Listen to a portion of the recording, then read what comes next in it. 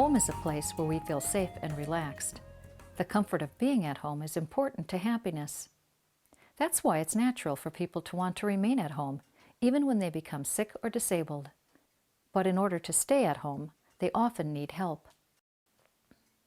Companion homemakers play an important role in helping people remain at home by providing non-medical care such as companionship, meal preparation, and light housekeeping. As our aging population increases, the need for companion homemaker services is growing rapidly. In this program, we will review the roles and responsibilities of being a companion homemaker and present guidelines for doing a variety of companion tasks. Each state has different policies regarding non-medical services, so always follow your agency's policies and procedures because they will follow your state's requirements. Human beings are social by nature. Friendly contact and social stimulation are important to us. Isolation can affect emotional and physical health. Your presence can make a positive difference in your client's life. You can provide the kind of warm human contact necessary for well-being, whether you're chatting in the kitchen, playing cards, or listening to music. Home is a very private place. Having a stranger in the home may cause discomfort for some clients.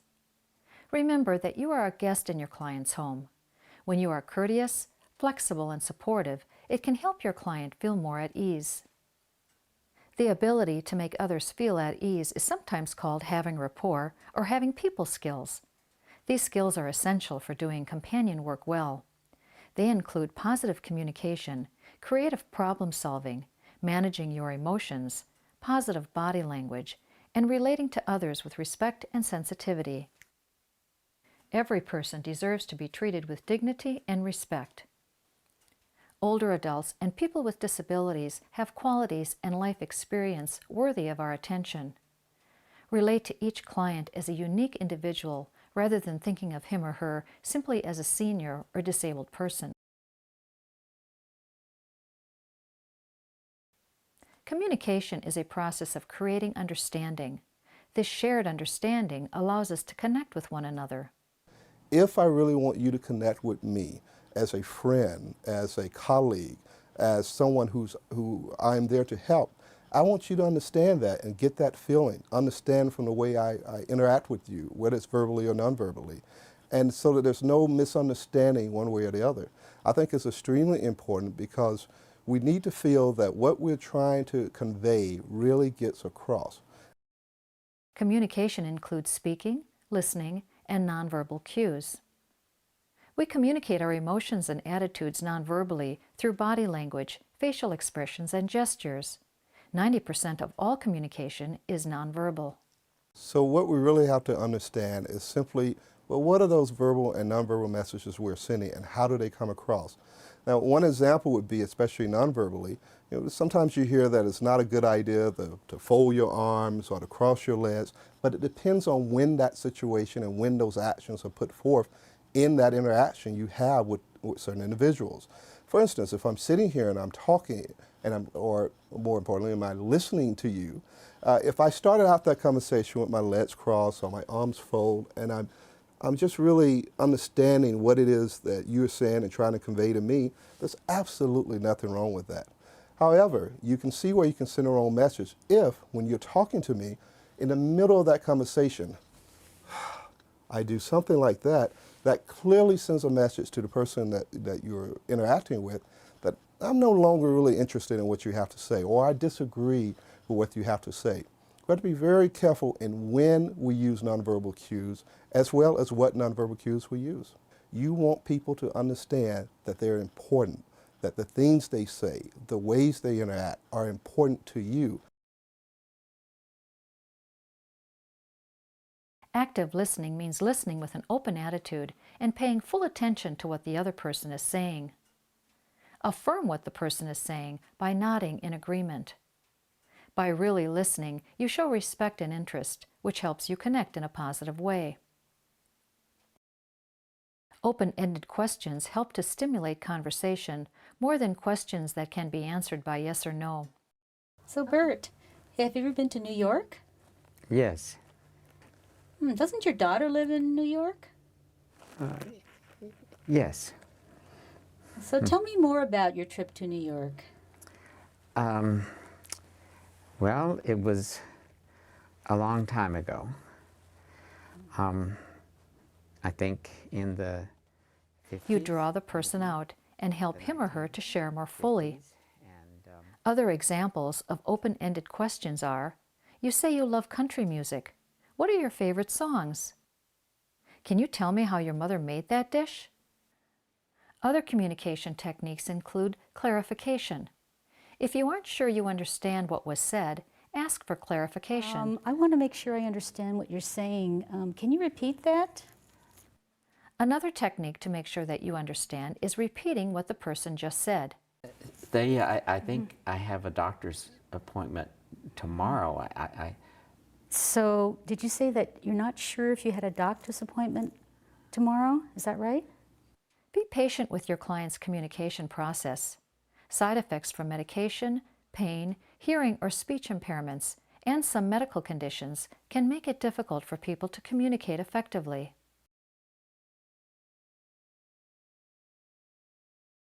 One of the most important things in working with older people is not bringing ageist attitudes to our work and relationships with them.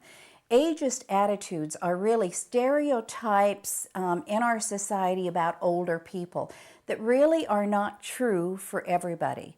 And it's so important that when we're working with one individual that we are focused on that person and not have stereotypes color our work with that individual. Many stereotypes exist. Perhaps number one is that all older people are senile. Thinking that people, when they're older, all experience some decline in mental capacity. Other stereotypes are that older adults are useless and really do not contribute to their family and community. Yet we know many older adults are very involved in their communities. In fact, talking about families, we have many older adults that are actual parents to their grandchildren. A common stereotype is that older people are sexless, that they aren't interested in intimacy or sexual involvement, and yet we know that as people age, the need, the feelings in terms of intimacy and sexuality do not die. As one older gentleman told me, he says the fires are still burning, and he was 93. Another common stereotype is that people as they age tend to get irritable, grouchy, and are not fun to be around.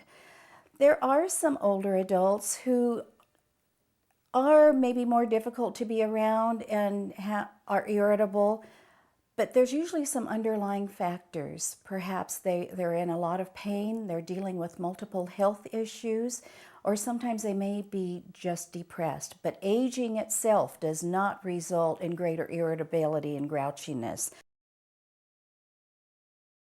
Ethics and integrity refer to doing what is right or correct, even when it is difficult. Ethical behavior means being honest and respectful. Causing any harm to your client, such as taking his or her money, speaking harshly, or having sexual contact, is not ethical behavior and may lead to criminal charges. Integrity and ethical behavior are very important in companion homemaker care. Some examples of integrity are not speaking to others about your client's personal information, reliability, doing what you say you will do, telling the truth, protecting your client's property, and admitting mistakes. As a companion homemaker, you have access to private information about your client. All client information, such as financial, medical, or personal information, should be kept confidential or private. In other words, do not speak about your client to friends, family, or other clients. The only time that it is appropriate to share client information is with the client's healthcare professionals, your agency supervisor, or the family member who serves as the primary caregiver. Being dependable is also important. Your client relies upon you to arrive on time and do the assigned tasks well. In order to do a good job as a companion, you must be alert and emotionally balanced. The use of alcohol or drugs before or during work could put your client or yourself in danger and can result in you losing your job. Keep an accurate record of the hours you work and follow your agency's policy on reporting your hours. In your companion work, you will come into contact with people from many cultures and ethnic groups. It's important to recognize cultural differences and to respect them. Each culture and ethnic group has its own unique style of dressing, diet, and beliefs about health, family, and religion. Social customs differ too. In some cultures, for example, shoes are taken off before entering the home. Entering the home with shoes on would be considered very rude. That is only one example of how customs differ in various cultures. When you enter the home of someone from another culture, speak in a polite manner. Ask your client or a family member about what is culturally appropriate to them. That is the best way to learn. Do not touch objects in the home without permission.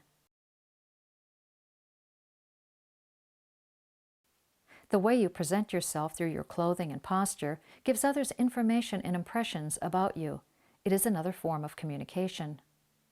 Be sure to maintain good hygiene in order to eliminate body odor or bad breath. Fingernails should be kept short. Dressing professionally in neat, clean, modest clothing shows that you respect yourself, your clients, and the work you do. Clothing should be comfortable and easy to move in. Low-cut tank tops, tight pants, shorts, or other revealing clothing is not appropriate to wear to work. Keep your makeup and jewelry simple. Avoid perfumes, scented lotions, or aftershaves when at work. Many people are allergic or sensitive to fragrances.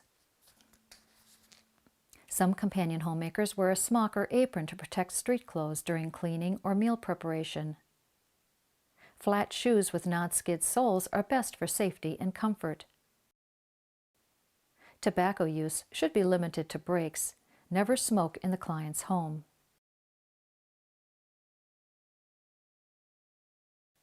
When you begin to work with the client, your agency will do an assessment of the client's needs.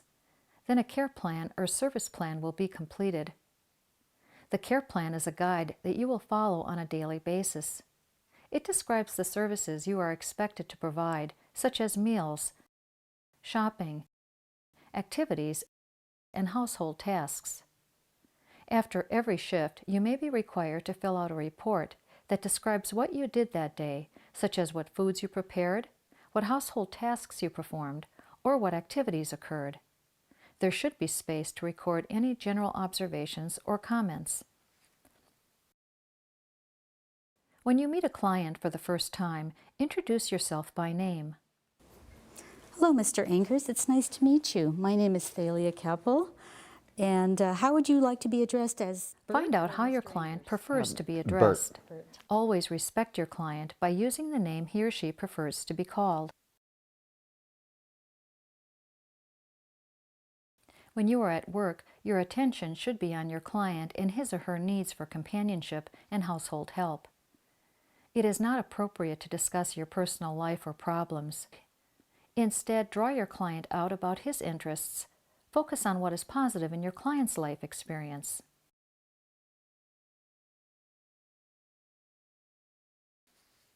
Personal phone calls and other personal business should occur only when you are on breaks or finished with your workday.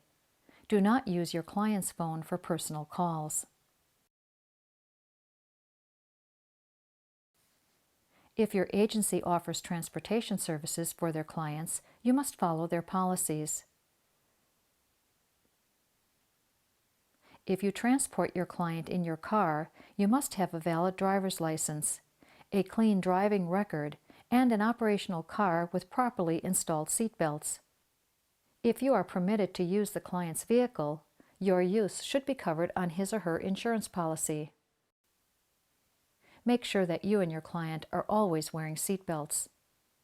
Do not leave your client in the car unattended if your client is confused or temperatures are extreme. Your job may include going with your client to medical appointments or other events. Remember to be professional at all times. Find out what your client expects of you during the outing. When you understand exactly what is required, it eliminates guesswork. Do you want me to drop you off in front of the building, or do you want us to walk up together? Um, walk up together. Okay. Okay.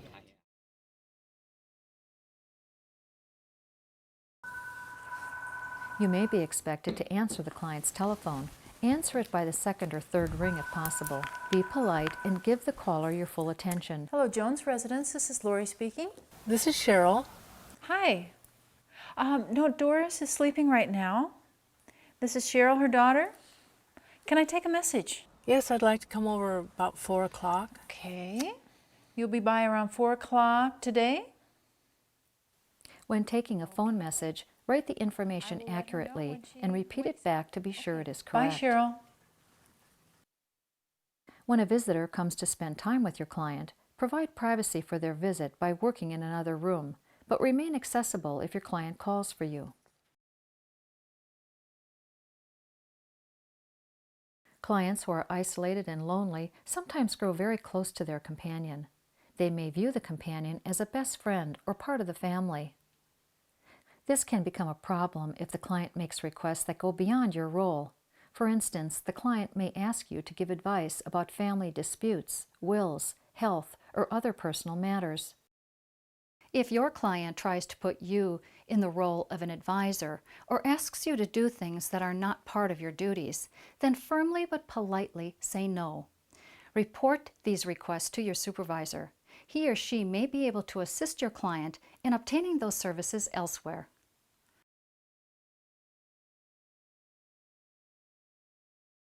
As a companion, it's important to develop good observation skills. Be aware of any physical or emotional changes that occur in your client. Does he appear agitated or depressed? Is he or she eating less? Report your observations to your supervisor and follow his or her guidelines. It's always better to report an observation, even if you're unsure of its importance, rather than risk your client's well-being by not reporting it. Record your observation in your daily report. It is important to be prepared in case your client has a medical emergency. Make sure that emergency information is posted by the telephone. The list should include the proper emergency number in your area. In most areas, that number is 911. The physician's name and phone number, pharmacy number, the number of a relative or neighbor, the house address, and the name and number of your agency supervisor. Always follow your agency's policy for handling emergencies. One emergency that requires immediate attention is a heart attack. Be aware of the signs and symptoms of a heart attack. They include chest pain, pain that radiates within the shoulder, neck, or arms, dizziness, sweating, nausea, and difficulty breathing. Remember that a woman's symptoms are less predictable, and she may not experience chest pain. However, she will often have shortness of breath, nausea, and vomiting. If you suspect that your client is having a heart attack, call for emergency medical assistance immediately. Become familiar with the signs and symptoms of a stroke that include weakness or paralysis on one side of the body, facial drooping, and slurred or incoherent speech. If you suspect that your client has had a stroke, call for emergency assistance immediately. Falls are the leading cause of death from injury for people 65 years or older. The most common injury from falls is a hip fracture. Falling may be a sign of a serious medical condition. Follow your agency's procedure for handling falls. Important information to report and record about falls includes the day, time, and location of the fall, how the fall occurred, any history of previous falls. If your client is unconscious after a fall, call 911 or your local emergency number. Do not move the person because he could have a neck or spinal cord injury, and moving him could make it worse. Cover him with a blanket to prevent chilling. Notify your supervisor. Stay with your client until help is available. It is important to know whether your client has a DNR order. DNR stands for Do Not Resuscitate. It is a doctor's order that resuscitation should not be attempted if the person's heart or breathing stops. A DNR order means that the person does not wish to be brought back to life if his or her breathing or heart stops. Even with a DNR, you should still call emergency services if your client stops breathing. They will determine the proper medical procedure. If your client has a DNR order, it should be visible and easy for you, other care providers, and emergency personnel to locate. Older people are more vulnerable to fires and natural disasters because of reduced mobility, hearing, or other impairments. It is estimated that 75% of older people who die in home fires did not have working smoke alarms. Working smoke alarms provide early warning of fire and are especially important for older people. A safety checklist of the client's home should include monthly testing of the smoke alarms. In an emergency, follow your agency's plan for moving your client to safety or for another staff member to replace you. If you cannot contact the agency because of power outage or problems, listen to a battery-operated radio for emergency information. Stay with your client until help arrives or until your client has been moved to a shelter where he or she is physically stable and secure. Leaving your client in an unsafe situation during an emergency is considered abandonment or desertion. Don't leave a confused client alone at an emergency shelter. He or she will continue to need one-on-one care. By the time a person needs Homemaker companion services, he or she will have experienced many difficult losses. They may be grieving for the loved ones who have passed away, or for the decline of their physical strength and capabilities. Older people long for a meaningful connection with others when their world shrinks to only the rooms they live in. As a companion homemaker, you help your clients remain in the comfort of their own homes. On a deeper level, your presence expands their world. The warmth and human connection you bring has a positive effect on their well-being and quality of life.